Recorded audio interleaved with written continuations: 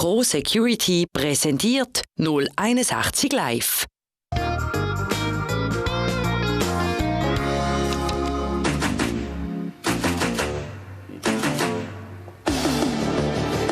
Musik hat jeweils am Dienstag zu oben Millionen von Zuschauern vor einem Fernseher gelockt.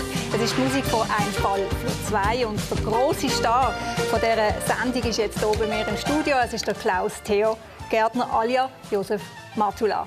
Guten Abend, hallo. Hallo, guten Abend. Es ist eine sehr eingängige Musik, sehr starke Musik. Mögen Sie sie noch hören? Ja, ich mag sie doch. Der Klaus Doldinger hat da so ein wunderbares Ding hingeschmettert. Und die ist ja schon 1000-mal anders arrangiert worden, aber es bleibt immer klasse.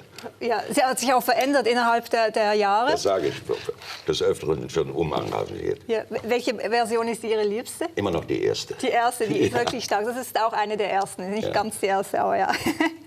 Ja, Sie sind aber nicht hier wegen Matula, sondern wegen was ganz anderem. Wir schauen nach vorne. Sie treten nämlich auf am Pfifferle 2014 im Fotoy. Wie hat es Caroline Rasser geschafft, Sie zu engagieren? Das war gar nicht so schwer. Ah ja, haben Sie Sie auf hat die mich ganz schlauerweise mal in die Vorstellung geschickt. Und das hat mir einen solchen Spaß gemacht, obwohl ich nicht alles verstanden habe. Aber die Freude, die die da ausgespielt haben und ausgedrückt haben, habe ich gesagt, das ist so toll. Und dann kommt die Caroline Rasser und sagt, kannst du dir vorstellen, da mal mitzumachen? Und ich habe ja beim Fernsehen aufgehört, um eben mal was anderes zu machen. Und da habe ich gedacht, noch dichter am Publikum kannst du gar nicht sein, wie da im Pfifferli. Weil ich wollte ja wieder Theater spielen. Und auf so einer kleinen Bühne mit so einem wunderbaren Ensemble habe ich gedacht, müsstest verrückt sein, wenn du das nicht machst. Dass das 68 Vorstellungen werden, das habe ich aber nicht bedacht. Aber nur habe ich gesagt, ich mache es. Nun muss ich auch die 68 Vorstellungen machen. Also das ist wirklich ein Kraftakt, kann man sagen. 68 Vorstellungen. Ja, vor allen Dingen, ich mache immer gerne wieder was Neues. Ja. Ja, ich war ja schon oft auf Tournee und habe dann zum Beispiel Revanche war 300 Mal gespielt, innerhalb von 3 Jahren, immer 100 Mal. Okay, und hier? Aber dann wollte ich nach der 10. im Grunde schon wieder was Neues probieren, was anderes machen.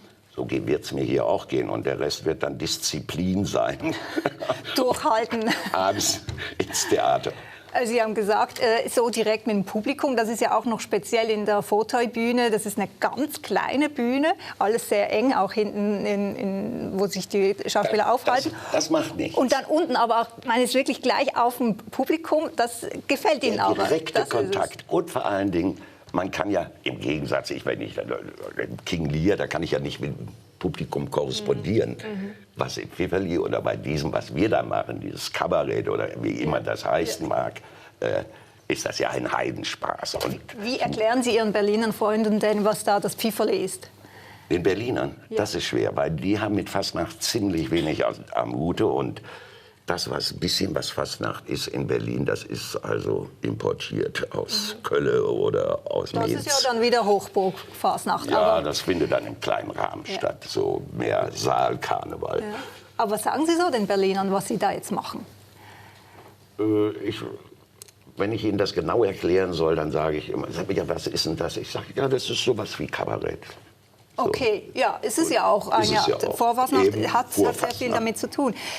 Sie waren selber noch nie wirklich an der Fasnacht, obwohl Sie jetzt schon längere Zeit auch in Basel wohnen, aber das hat Ihnen irgendwie nie gereicht. Nein, leider nicht. Was wissen Sie denn darüber, was da abgeht in dieser Stadt? Also was da abgeht, das weiß ich schon. Meine Frau ist ja Schweizerin, die hat das ja auch schon miterlebt und arbeitet ja auch in Basel. Ich hatte zum Morgenstreich schon zigmal in meinem Terminkalender, dann gehen wir da gemeinsam hin, ich will die Nacht noch mal erleben. Hat nie geklappt, aber jetzt klappt's. Dieses Jahr werden Sie am Morgenstreich sein. Genau. Und wissen Sie schon, wo Sie stehen?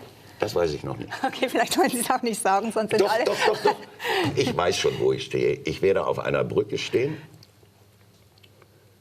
mit dem Heinz Margot.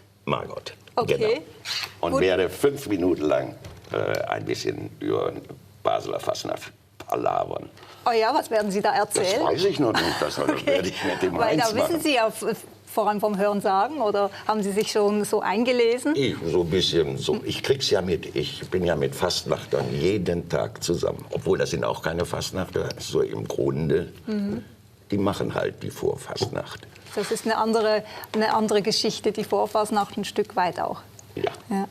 Ja, jetzt gut, das Pfifferle, das ist in Basel wirklich eine Institution. Da kriegen vor allem die Politiker ihr Fett weg. Wir haben hier einen kleinen Ausschnitt aus der letztjährigen Vorstellung, die Sie ja auch gesehen haben. Wollen wir das mal anschauen? Sabine Peigorarum, seid am schönen Tag. So ihren 4 Kollegen schafft jeder, was er mag. der Räber sucht im Büro. Dietrich schaut ihm zu. Die anderen 2 haben Ferien. So haben wir alle zu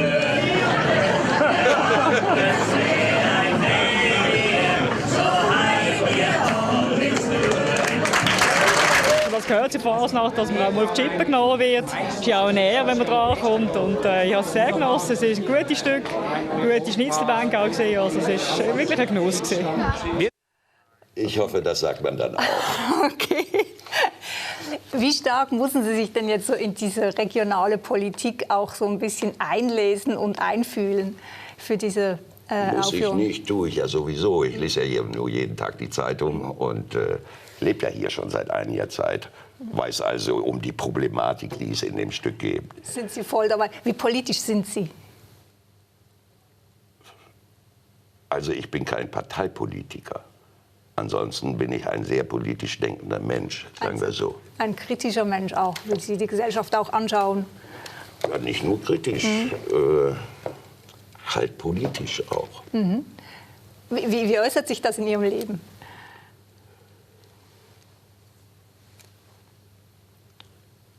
Indem ich mit meiner Arbeit, mit meinem Verhalten, mit meinem Social Life so auftrete. Jetzt habe ich irgendwie den Faden verloren, aber... Also wie Sie das durch Ihr alltägliches Verhalten oder einfach... Ja, durch mein tägliches Verhalten, durch mein Sozialleben. Ja. Ist es politisch? Ist es überhaupt alles politisch, was man macht? Genau. Auch wenn man nichts macht, ist es sehr politisch. Das ist auch politisch. Wenn Sie auf der Bühne stehen, dann, also jetzt beim Pfifferle, dann machen Sie auch ein bisschen, das ist ja politisches Kabarett, was wir jetzt auch da gesehen haben. Was wollen Sie denn, was erwarten Sie von den Politikern, wenn Sie sie kritisieren? Ich komme ja nicht als deutscher Lehrmeister hierher und sage, was die Basler Politiker falsch machen oder die Schweizer Politiker. Mein Witz in dem Stück ist ein ganz anderer. Also ich komme nicht als der große Oberlehrer und die Büttenrede, die ich halten werde, die ist natürlich von Schweizern gemacht und nicht von Deutschen. Okay. Hätten Sie sie anders geschrieben? Ich hätte vor allen Dingen mich um ein anderes Thema gekümmert, und zwar um Deutsches. Okay. Da kommen wir noch drauf zurück. Also ich denke jetzt mal, ein Baselbieter, wie jetzt da die anderen Kollegen, die werden Sie nicht spielen im Pfifferle. Sie werden nämlich tendenziell einen Deutschen spielen, genau. Ein Gast. Wie werden wir Sie Der erleben? versucht, Was können Sie sich schon zu integrieren. sagen? Okay. Also eigentlich ein Stück weit auch ein bisschen autobiografisches. Das wird dann zur Autobiografie. Noch ist es keine. Okay. Ich meine, Deutschland-Schweiz, das ist ein sehr gutes Sujet. Da gibt es genug Themen. Wird man Sie aber auch ein bisschen hören, wie Sie Baseldeutsch sprechen, oder bleiben Sie beim Hochdeutsch? Ich werde es verraten, ich werde auch ein bisschen Baseldeutsch sprechen. Okay, da werden wir Sie noch eine ganz andere Rolle auch erleben. Jetzt habe ich gehört, wir können ja auch anrufen, wenn man Fragen hat, Anmerkungen oder vielleicht auch einfach eine Gratulation an Klaus-Theo Gärtner. Und jemand, der bereits angerufen hat, ist Frau Ziegler, habe ich glaube verstanden. Ihre Frage bitte. Ja, hallo Herr Matula. Ich freue mich sehr, dass Sie hier in Basel sind. Ich habe es nicht gedacht, ich habe es fast nicht geglaubt. Und ich muss Ihnen sagen, ich habe Ein Fall für zwei sehr gerne gesehen. War mein Lieblingskrimi. Und Krimi von Deutschland habe ich sowieso gerne. Die sind so spannend. Und ich finde es lustig, dass Sie bei uns in Basel im Fatteuli Fasnachtsstückli spielen. Ich weiß nicht, ob Sie Schweizerdeutsch verstehen. Ich habe Sie sehr gut verstanden. Okay, aber das sind so Reaktionen. Bekommen Sie viele so Reaktionen, wenn Sie in Basel unterwegs sind? Ja, klar.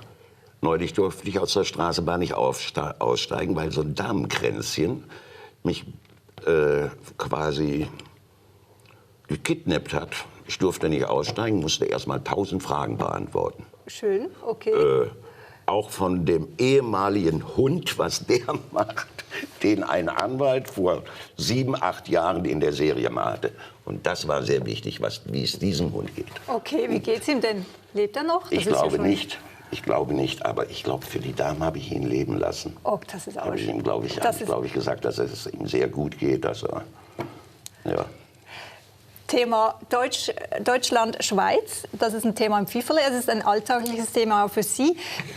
Wie spüren Sie das? Wie werden Sie persönlich auch hier aufgenommen? Ich habe keine Probleme. Ich finde das sehr angenehm, aber ich finde auch gar keinen sehr großen Unterschied. Es steht ja nicht auf meiner Stirn, ich bin Ausländer oder so. Ja gut, es ist ein Thema, das da doch bei gewissen Leuten eine gewisse Aggression gegenüber Menschen aus dem großen Kanton kommt. Sie erleben das nicht, weil Sie natürlich ein so gutes Image haben, auch als ehemaliger Matula, oder nicht? Hilft Ihnen das? Also man kriegt im Restaurant viel eher einen Tisch, aber mehr nützt es auch nichts. Ne? Okay, aber das Thema Schweiz-Deutschland ist trotzdem ein Thema im Pfifferle. Kurz, ja. Können Sie die Frage eben, die Schweizer, die jetzt das Gefühl haben, sie werden zurückgedrängt und jetzt kommen da die Deutschen und wir Armen, können Sie das ein Stück weit nachvollziehen, diese Angst, die da zum Teil auch da ist? Nö, kann ich nicht nachvollziehen. Ich meine, wir haben in Deutschland dasselbe Problem. Es ist ja nicht so, dass wir nur keine Zuwanderer und keine Immigranten haben. Aber ich meine, was will denn die Schweiz machen ohne die deutschen Kellner, deutschen Ärzte? Wäre ziemlich traurig. Also ich war hier bei 2 Zahnärzten, waren 2 Deutsche. Ja, ich wäre auch zum Schweizer gegangen. Es war kein anderer da. Ja, das ist die andere Seite, die dann die Schweizer gern ausblenden.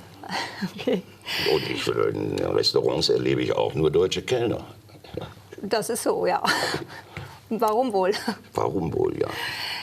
Wie heimisch fühlen Sie sich denn in Basel? Sehr heimisch. Ich habe ja erst in Gundeli gewohnt, jetzt in St. Johann. Also ich kenne meinen Bäcker mit Vornamen. Wenn ich hier zur Probe gehe, steht der Bäckermeister vor der Tür und schenkt mir ab und zu Kekse oder Studenkerl heißt das bei uns. Rüttlimann oder wie heißt das bei euch? Gratiment. Gratiment, ja. Wie heißt das bei Ihnen? Stutenkerl, weil das ist Stuten und ein Kerl. Der hat bei uns noch ein kleines Tonpfeifchen dran am Revier gehabt. Das ist und da haben die Kinder dann versucht, die ersten Blätter mitzurauchen. Oder Papas Tabak. Okay.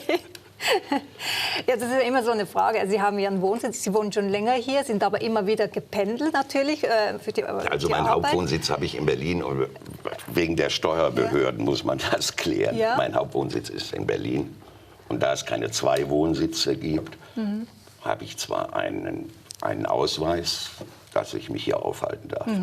Was gefällt Ihnen an Basel? Auch Basel.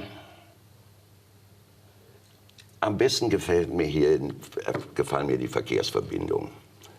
Das mit der Tram und mit den Bussen, das funktioniert ausgezeichnet. Ich bin jetzt seit 3 Wochen am Stück hier, war zwischendurch mal kurz weg und habe 3 Wochen mein Auto nicht benutzt. Da, wo ich herkomme, Wiesbaden, Berlin oder so, unmöglich ohne Auto, weil man käme nirgendwo hin. Ja. Ja, gut. Also das funktioniert hier in Basel, muss ich sagen, wunderbar. Abgesehen davon, dass man sowieso keinen Parkplatz kriegen würde. Das ist die andere Geschichte. Hat man in Wiesbaden denn Parkplätze? Reichlich, Okay. im Gegensatz zu Basel. Ja, dann sind die Schwerpunkte ein bisschen anders gesetzt. Okay. Der Verkehr, das gefällt Ihnen gut? Wie sieht das kulturelle Angebot an? Basel gibt es ja auch gern als Kulturstadt. Ja, also ein reichliches Angebot, von dem ich auch reichlich Gebrauch mache. Was nutzen Sie? Ja, hier gibt es ja nur, in der letzten Zeit habe ich mich natürlich um den Wilden Westen gekümmert. Das heißt, das, was da in St. Johann gelaufen ist. und helfe meiner Frau zum Beispiel. Wir arbeiten ja auch zusammen, sie hilft mir auch. Die Theaterfalle? Ja, bei der Theaterfalle, da habe ich zwar nichts zu tun, habe ich mal mitgemacht in dem Film, den sie da gedreht hat, eine kleine Rolle gespielt. Oder geht das gut? Das ist ja immer so, wenn man verheiratet ist, geht das gut mit dem Zusammenarbeiten? Jo, also wir arbeiten ja doch auf getrennten Feldern. Sie da, ich da. Als Und Regisseurin? da kommen wir uns schon nicht in die Wege. Okay, ja, muss man ja immer schauen, dass jeder da auch so ein bisschen sein Gärtchen hat. Theater Basel? Wann waren Sie das letzte Mal im Theater? In Berlin war das vor 14 Tagen. Wenn ich jetzt wüsste, wie das Stück hieß an mir. Aber Theater Basel, das wäre ja auch interessant. Gehen Sie da ins Theater? Wo, hier in Basel? Ja, natürlich. Ja. Wie nehmen Sie das Theater hier jetzt im Vergleich auch zu den deutschen Bühnen wahr? Das ist kein Unterschied. Da Können wir da voll mithalten? Aber sicher, Basel doch sowieso. Basel schon immer. Ich habe hier sogar mal vorgesprochen. In Basel da war ich 25, also so lange ist das schon her. Und das sollte ich hier in Basel die Uraufführung spielen, Eisenwichser. Okay. Da war Herr Düggeli noch Intendant, aber der war gleichzeitig auch noch Intendant in Zürich zu der Zeit. Also switchte zwischen Zürich und Basel hin und her.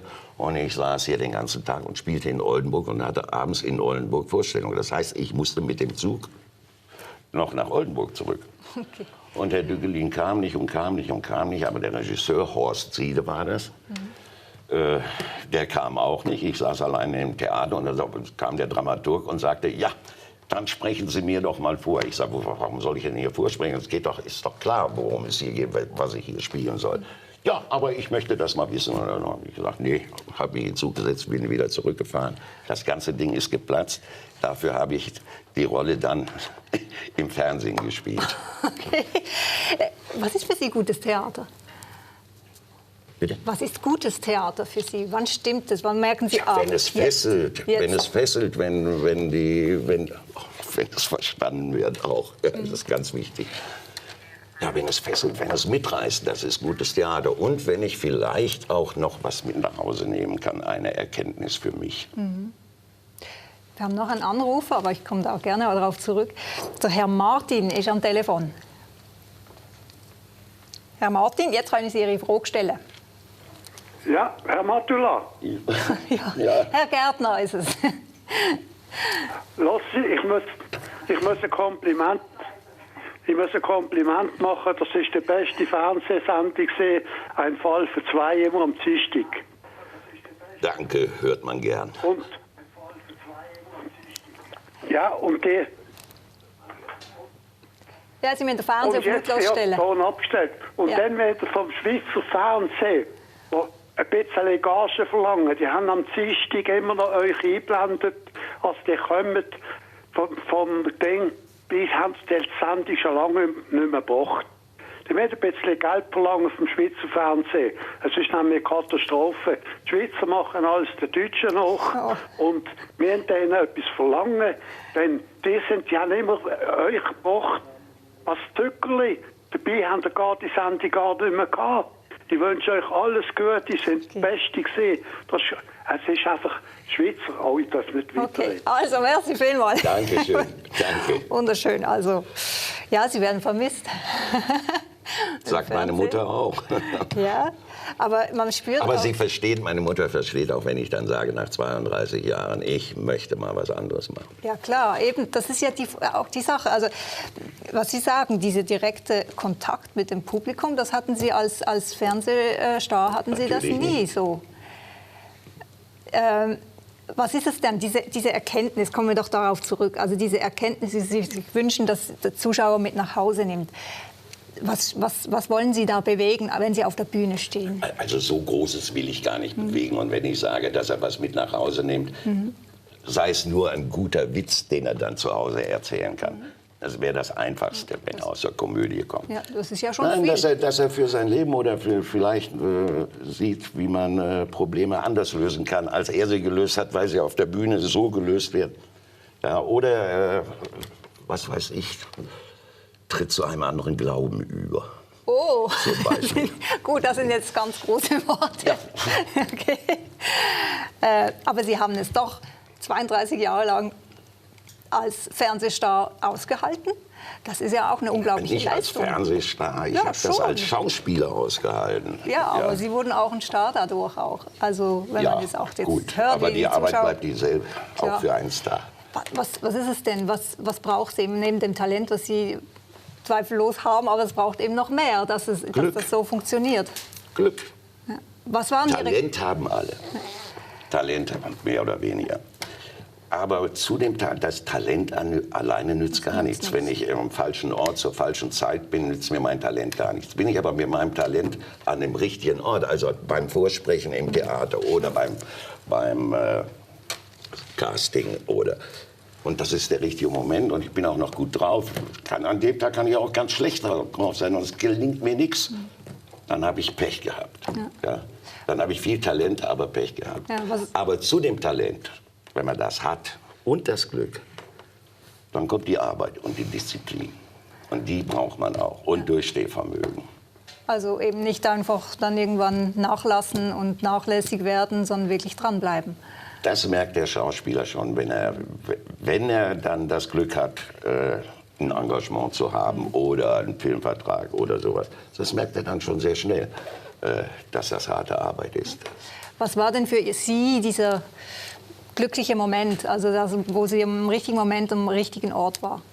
Ich hatte das ja mehrmals, das Glück. Das erste Glück war, dass ich von der Schauspielschule von Heinz Hilpert, das war einer der großen deutschen Regisseure, der mich ans Deutsche Theater nach Göttingen geholt hat. Also das war schon mal ein Riesenglück. Dann hatte ich das Riesenglück, dass der Nachfolger von ihm, der Intendant, mich rausgeschmissen hat. Das war mein Riesenglück. Dadurch ging ich an ein anderes Theater. Ja. Von diesem Theater ging ich, also das ging von Göttingen nach Braunschweig, dann ging ich von Braunschweig nach Oldenburg, von Oldenburg nach Bremen, von Bremen. Und immer nur 2 Jahre. Entweder hatte ich es mir verdorben oder ich hatte keine Lust mehr. Haben Sie denn angeeckt oder oh, das konnte schon mal. Ich war sehr temperamentvoll und so 68, das war alles noch so anti-autoritär. Und wenn dann so autoritäre Brüllaffen da kamen von Regisseuren, da konnte man schon Krach mitkriegen. Und meistens bin ich so nach 2 Jahren gegangen. An ein anderes Theater. Wie haben Sie das in dem Moment, als Sie dann rausgeschmissen wurden, das ist ja mal irgendwie auch ein Stück weit eine Niederlage, wie haben Sie das, sind Sie das angegangen? Weil Sie haben ja dann was Positives draus gemacht. Also mich hat mal ein Intendant, eben dieser Fleckenstein, ja. Vielleicht hört das ja, der hat mich Heiligabend zu sich bestellt. Heiligabend ins Theater, alles war frei. Heinz Hilpert las da unten im Konservationszimmer für die daheim gebliebenen älteren Kollegen, war immer die Weihnachtsgeschichte jedes Jahr. Da habe ich mich dann so dran vorbeigeschlichen und bin zu dem Intendanten gegangen. Die Sekretärin schon so eine lange Flappe. Ich sage, was ist denn los? Ja, der will Sie sprechen. Ja, so, naja, macht er mir klar, er hätte 3 Anfänger und er könnte aber nur 2 gebrauchen. Und mir war klar, der hat mich rausgeschmissen. Ich habe ihn ja auch geärgert. Und so. Aber dass er das Heiligabend gemacht hat, das hat mich geärgert. Das hat mich gewurmt. Ja. Ja. Also Heiligabend, ich hatte gerade, mein Sohn wurde gerade geboren, der war ein paar Wochen alt und da schmeißt er mich raus. Was mein Glück war. Von da aus ging ich nach Braunschweig und dann ging das so weiter und so weiter. Ja. Und die längste Zeit, die ich am Theater war ich glaube ich, an der Schaubühne, war ich, glaube ich, 6 oder 7 Jahre hintereinander. Ja, also eine große Bühne, wo Sie sich auch wirklich auch verwirklichen konnten dann. Ja, gut. Okay.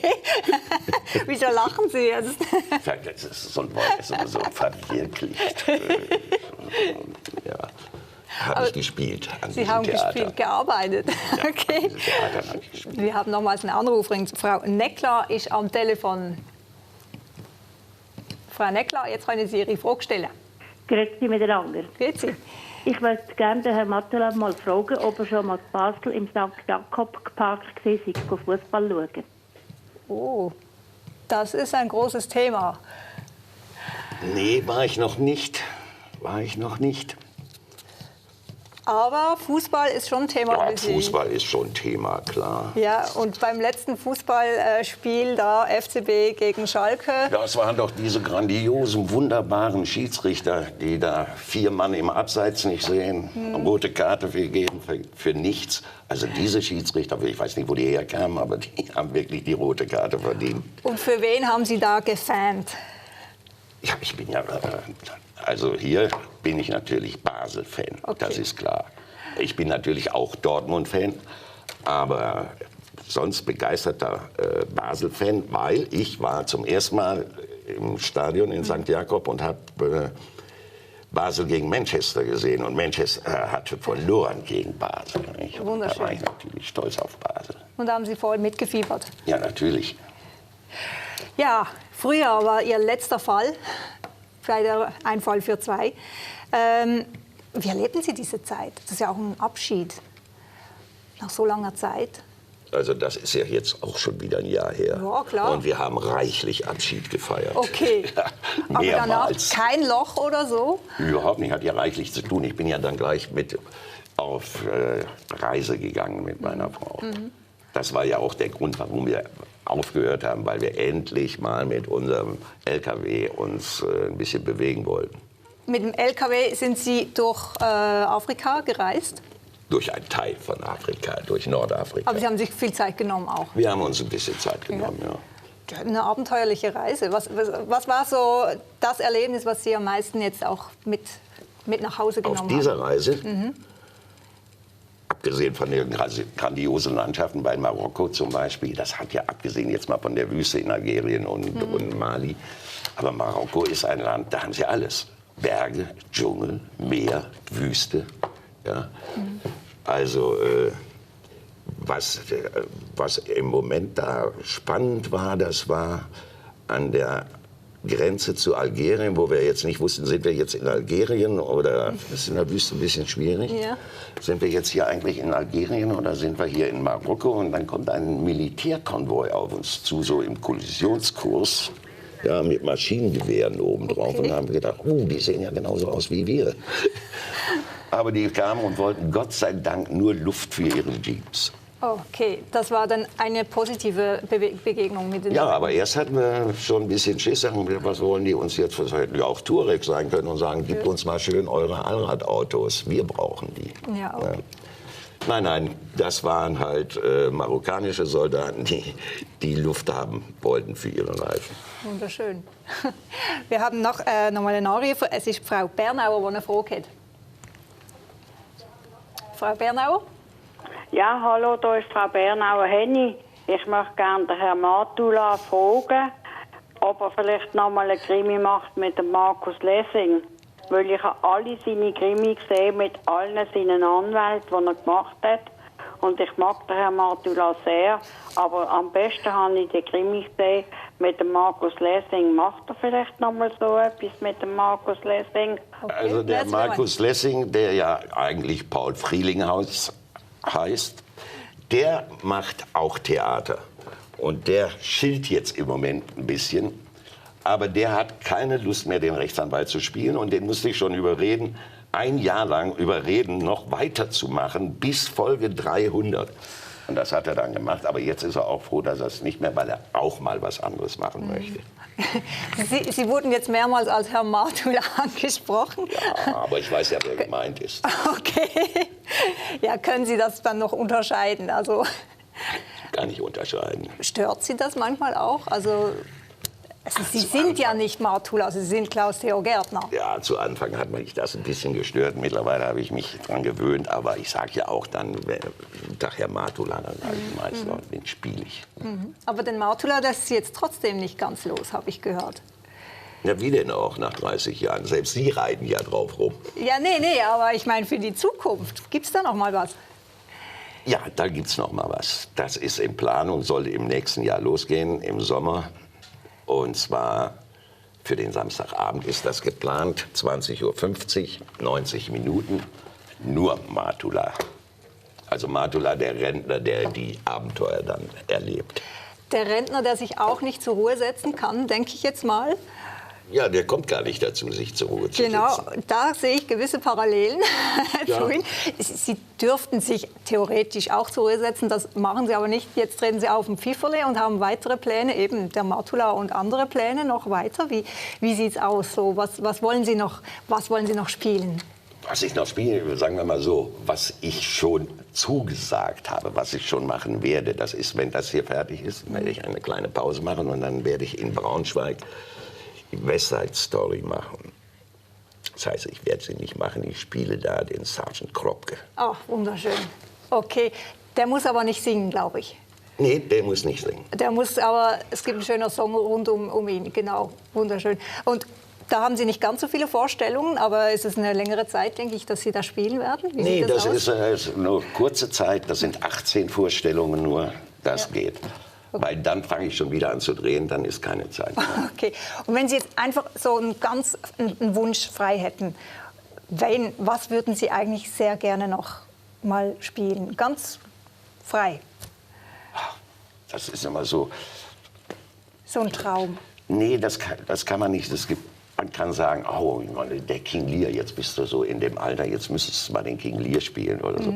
Nee, die Wünsche, das, was da kommt, das, was es da ist zwar nicht alles, weil ich will nicht alles machen, nicht?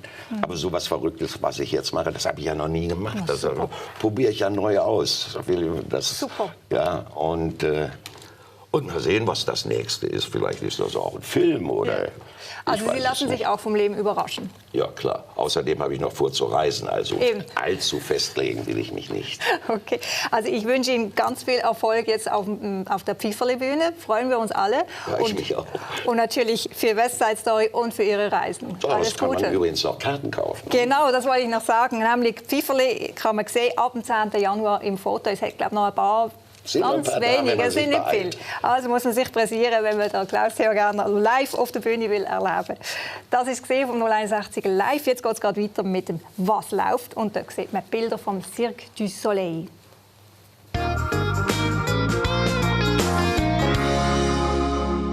«061 Live» ist Ihnen präsentiert worden von Cro Security.